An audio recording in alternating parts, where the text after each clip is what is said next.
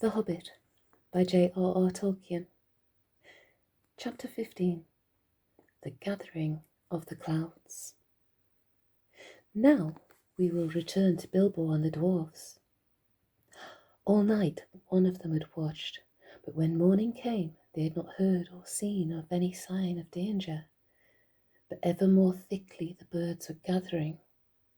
The companies came flying from the south, and the crows that still lived about the mountain were wheeling and crying unceasingly above. "Something strange is happening," said Thorin. "The time has gone for the autumn wanderings, and these are birds that dwell always in the land. There are starlings and flocks of finches, and far off there are many carrion birds, as if a battle were afoot." Suddenly Bilbo pointed. "There is that old thrush again," he cried. "He seems to have escaped when Smaug smashed the mountainside, but I don't suppose the snails have." Sure enough, the old thrush was there, and as Bilbo pointed, he flew toward them and perched on a stone nearby. Then he fluttered his wings and sang. Then he cocked his head on one side as if to listen, and again he sang, and again he listened. "I believe he's trying to tell us something," said Balin, "but I cannot follow the speech of such birds. It is very quick and difficult. Can you make it out, Baggins?"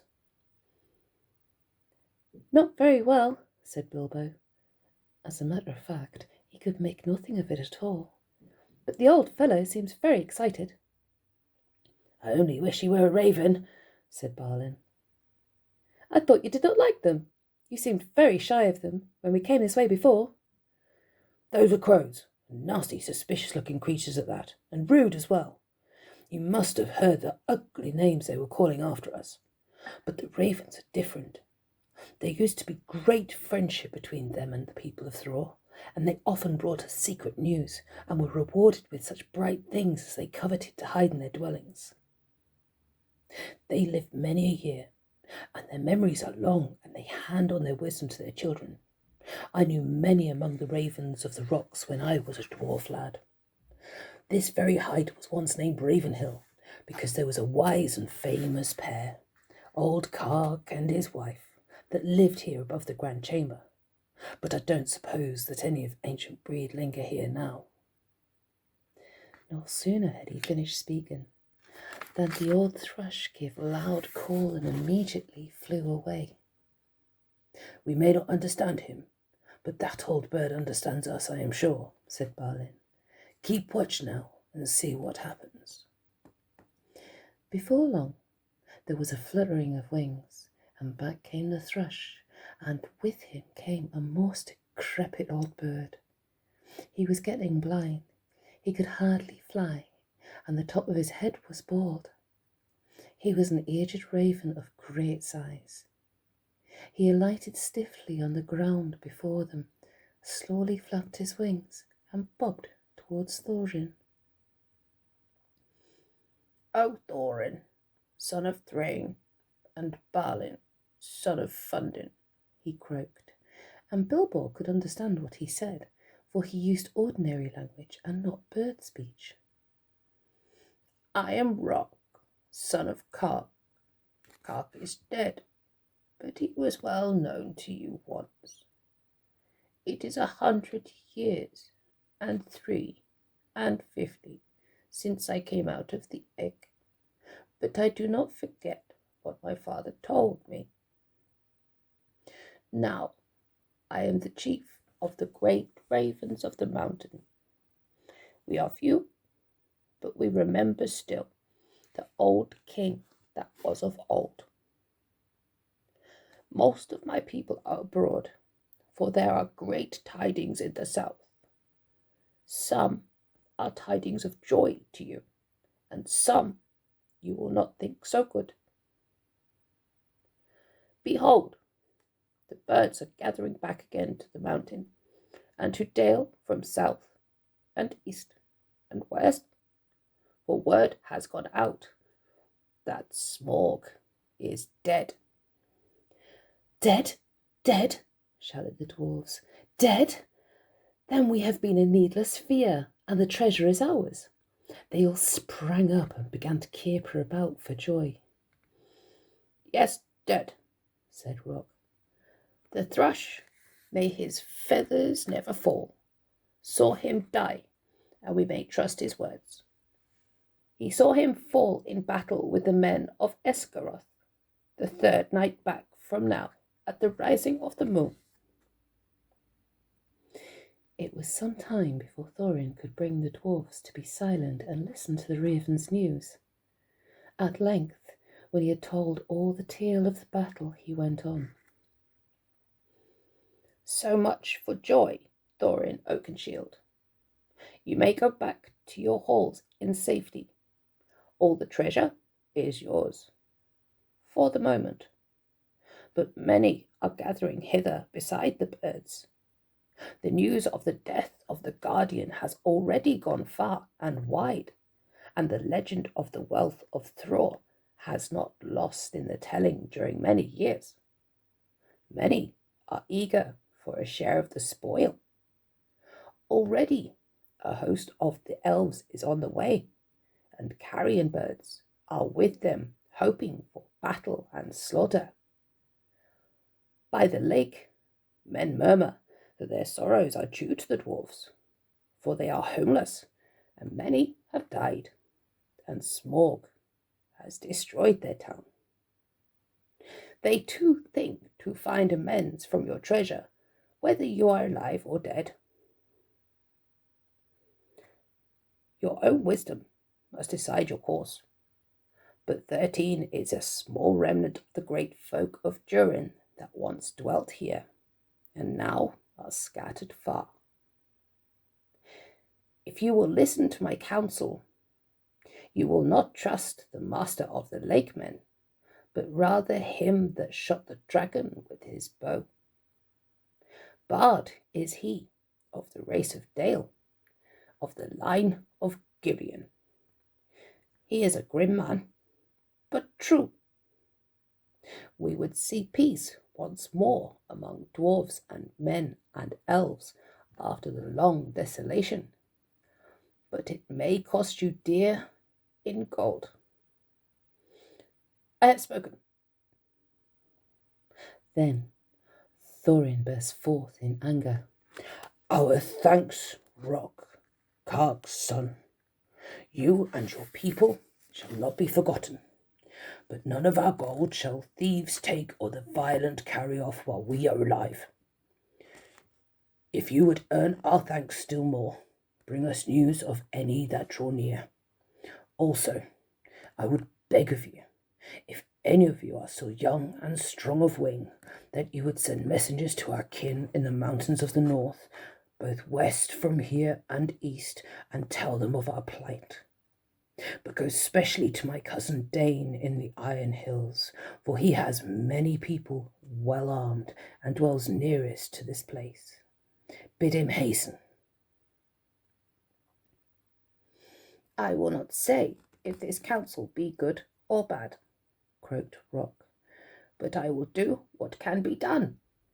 Then off he slowly flew. "Back now to the mountain," cried Thorin. "We have little time to lose." "And little food to use," cried Bilbo, always practical on such points.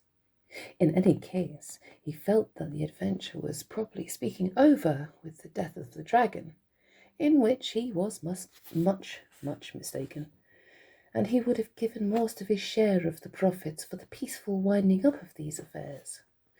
"Back to the mountain!" cried the dwarves as if they had not heard him. So back he had to go with them. As you have heard some of the events already, you will see that the dwarves still had some days before them. They explored the caverns once more, and found, as they expected, that only the front gate remained open. All the other gates, except of course a small secret door, had long ago been broken and blocked by smoke, and no sign of them remained. So now they began to labour hard in fortifying the main entrance and in making a new path that led from it. Tools were to be found in plenty that the miners and quarriers and builders of old had used, and at such work the dwarfs were still very skilled. As they worked, the ravens brought them constant tidings. In this way they learned that the elven king had turned aside to the lake, and they still had a breathing space. Better still, they heard that 3 of their ponies had escaped and were wandering wild far down the banks of the running river, not far from where the rest of their stores had been left. So while the others went on with their work, Philly and Gilly were sent, guided by a raven, to find the ponies and bring back all that they could. They were 4 days gone, and by that time they knew that the joined armies of the lake men and the elves were hurrying toward the mountain. But now their hopes were higher, for they had food for some weeks with care. Chiefly cram, of course, and they were very tired of it. But cram is much better than nothing, and already the gate was blocked with a wall of squared stones laid dry, but very thick and high, across the opening.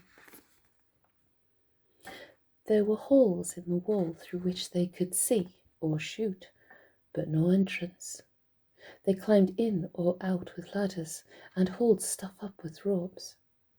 For the issuing of the stream they had contrived a small low arch under the new wall, but near the entrance they had so altered that the narrow bed had a wide pool that stretched from the mountain wall to the head of the fall, over which the stream went toward the dale. Approach to the gate was now only possible, without swimming, along a narrow ledge of the cliff, to the right as one looked outwards from the wall. The ponies they had brought only to the head of the steps above the old bridge, and unloading them there had bidden them return to their masters and sent them back riderless to the south. There came a night when suddenly there were many lights as of fires and torches away south in Dale before them. "They've come," called Balin, "and their camp is very great. They must have come into the valley under the cover of dusk along both banks of the river." That night the dwarfs slept little. The morning was still pale when they saw a company approaching. From behind their wall they watched them come up to the valley's head and climb slowly up. Before long they could see that both men of the lake, armed as if for war, and elvish bowmen were among them. At length the foremost of these climbed the tumbled rocks and appeared at the top of the falls, and very great was their surprise to see the pool before them, and the gate blocked with a wall of new hewn stone.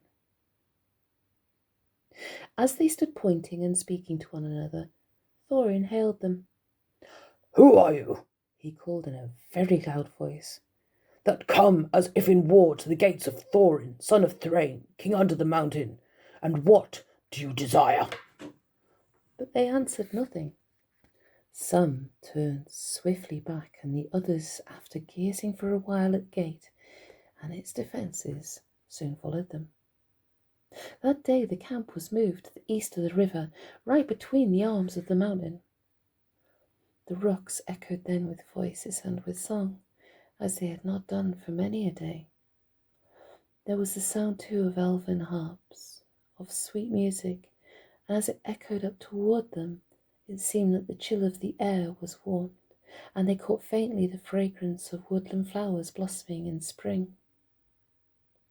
Then Bilbo longed to escape from the dark fortress and to go down and join in the mirth and feasting by the fires. Some of the younger dwarfs were moved in their hearts too, and they muttered that they wished things had fallen out otherwise, and that they might welcome such folk as friends. But Thorin scowled. Then the dwarfs themselves brought forth harps and instruments regained from the hoard, and made music to soften his mood. But their song was not an elvish song, and was much like the song they had sung long before in Bilbo's little hobbit hall. Under the mountain, dark and tall, the king has come unto his hall. His foe is dead, the worm of dread, and ever so his foes shall fall. The sword is sharp, the spear is long, the arrow swift, The girt is strong, the heart is bold that looks on gold, and dwarfs no more shall suffer wrong. The dwarfs of yore made mighty spells, while hammers fell like ringing bells, in places deep where dark things sleep, in hollow halls beneath the fells. On silver necklaces they strung, the light of stars on crowns they hung, the dragon fire from twisted wire, the melody of hearts they rung. The mountain throne once more is freed. O wandering folk, the summons heed. Come haste, across the waste. The king of friend and kin has need. Now call we over mountains cold. Come back unto the caverns old. Here at the gates the king awaits. His hands are rich with gems and gold. The king is come unto his hall, under the mountain dark and tall. The worm of dread is slain and dead, and ever so our foes shall fall. This song appeared to please Thorin, and he smiled again and grew merry, and he began reckoning the distance to the Iron Hills and how long it would be before Dane could reach the Lonely Mountain, if he had set out as soon as the message reached him. But Bilbo's heart fell, both at the song and the talk. They sounded much too warlike. The next morning early, a company of spearmen was seen crossing the river and marching up the valley. They bore with them the green banner of the Elven King and the blue banner of the lake, and they advanced until they stood right before the wall at the gate. Again Thorin hailed them in a loud voice. Who are you that come armed for war to the gates of Thorin, son of Thrain, king under the mountain? This time he was answered. A tall man stood forward, dark of hair and grim of face, and he cried, Hail, Thorin! Why do you fence yourself like a robber in his hold? We are not yet foes, and we rejoice that you are alive beyond our hope. We came expecting to find none living here, yet now that we are met, there is a matter for a parley and a council. Who are you, and of what would you parley? I am Bard, and by my hand was the dragon slain and your treasure delivered. Is that not a matter that concerns you? Moreover, I am by right descent the heir of Girion of Dale, and in your hoard is mingled much of the wealth of his halls and towns, which old Smaug stole. Is not that a matter of which we may speak? Further, in his last battle, Smaug destroyed the dwellings of the men of Esgaroth, and I am yet the servant of their master. I would speak for him and ask whether you have no thought for the sorrow and misery of his people. They aided you in your distress, and in recompense you have thus far brought ruin only, though doubtless undesigned. Now these were fair words and true, if proudly and grimly spoken, and Bilbo thought that Thorin would at once admit that justice was in them. He did not, of course, expect that anyone would remember that it was he who discovered all by himself the dragon's weak spot, and that was just as well, for no one ever did. But also he did not reckon with the power that gold has upon which a dragon has long brooded, nor with dwarvish hearts. Long hours in the past days Thorin had spent in the treasury, and the lust of it was heavy on him. Though he had haunted chiefly for the Arkenstone, yet he had an eye for many another wonderful thing that was lying there, about which were wound old memories of the labours and sorrows of his race. You put your worst cause last, and in the chief place, Thorin answered. To the treasure of my people no man has a claim, because Smaug, who stole it from us, also robbed him of life or home. The treasure was not his, that his evil deeds should be amended with a share of it. The price of the goods and the assistance that we received of the Lakemen we will fairly pay in due time, But nothing will we give, not even a loaf's worth, under threat of force. While an armed host lies before our doors, we look on you as foes and thieves. It is in my mind to ask what share of their inheritance you would have paid to our kindred had you found the hoard unguarded and us slain. A just question, replied Bard. But you are not dead, and we are not robbers. Moreover, the wealthy may have pity beyond right on the needy that befriended them when they were in want, and still my other claims remain unanswered. I will not parley, as I have said, with armed men at my gate, nor at all with the people of the Elven King, whom I remember with small kindness. In this debate they have no place. Begone now, ere our arrows fly, and if you would speak with me again, first dismiss the elvish host to the woods where it belongs, and then return, laying down your arms before you approach the threshold. The Elven King is my friend, and he has succoured the people of the lake in their need, though they had no claim but friendship on him, answered Bard.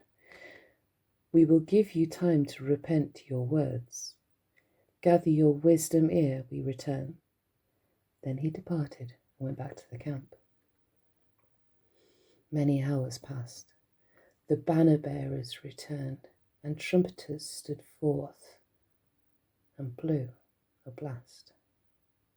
In the name of Esgaroth and the forest, one cried, we speak unto Thorin, Thrain's son, Oakenshield, calling himself the king under the mountain, and we bid him consider well the claims that have been urged, or be declared our foe. At the least he shall deliver 1/12 portion of the treasure unto Bard as the dragon slayer, and as the heir of Gideon. From that portion Bard will himself contribute to the aid of Esgaroth.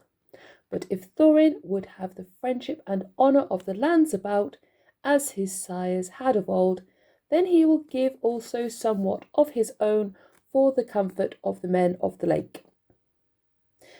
Then Thorin seized a bow of horn and shot an arrow at the speaker.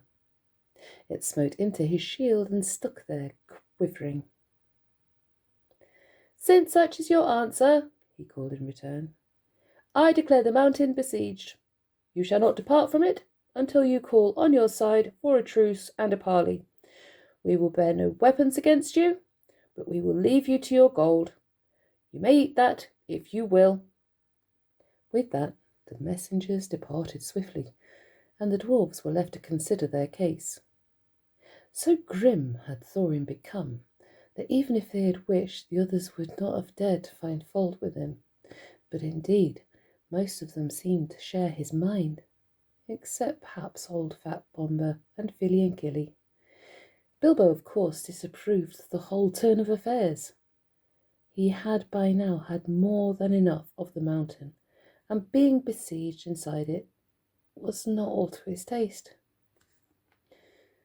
The whole place still stinks of dragon, he grumbled to himself, and it makes me sick, and a cramp is beginning simply to stick in my throat.